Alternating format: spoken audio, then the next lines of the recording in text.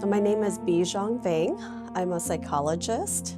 Here in Minnesota, I'm also licensed in Wisconsin as well. I was a licensed clinical social worker prior to that and have been doing clinical work, primarily therapy. I just got more curious about the Hmong clients that I was working with. I think the more that we learn about autism, we learn that it is just more present than we had initially maybe expected. And especially for our Hmong population too, that is very true. I think that there are a lot of people who come seeking services, not realizing that what they are actually needing help with is autism. They might see maybe one aspect of the autism, maybe it's the mood challenges, maybe it's the behavioral challenges or whatnot, and then come to find out they actually have autism. So it's really been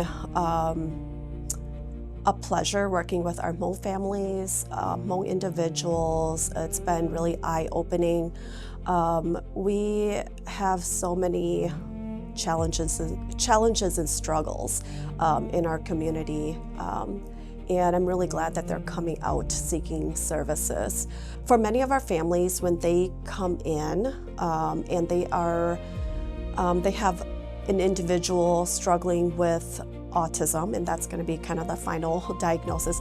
Again, they don't come in looking for that diagnosis. They are coming in with the different challenges that they have. Even though the person might be what we call high functioning, where we might not notice those symptoms immediately. It might manifest at later points in their life because maybe they have the skills or the capacity to manage their situations prior to that. And so it doesn't fully manifest until much later in life. One of the biggest misconceptions about autism for our Hmong families, and not just our Hmong families, but really for even the general public, is that autism is a social difference.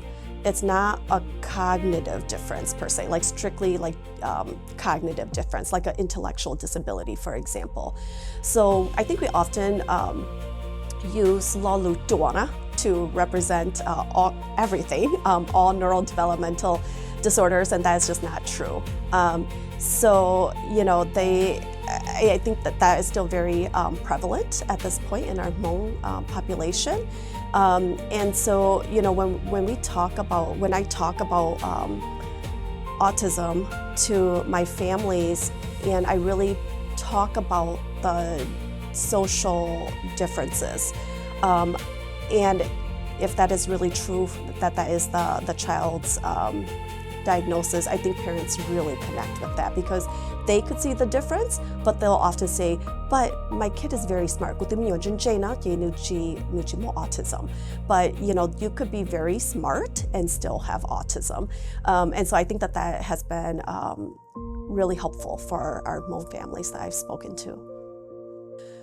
So my session is really focusing on doing maybe a deeper dive into understanding what autism is. So we will be looking at diagnostic criteria, but I'm going to elaborate on those because I think what we see in our diagnostic manual it can look very different in practice, and the people that show up and the struggles that they experience. So I'm just trying to make that more practical and more applicable to people's lives. I'm going to provide some examples to hopefully give them some ideas about how this comes to life.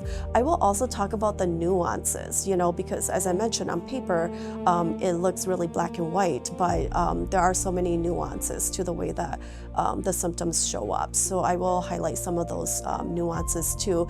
And I'll, try my best to apply it to our Hmong families and, some things to look out for or some of the things that might be missed because of the way that maybe the culture is or the families are, the way that we engage with each other.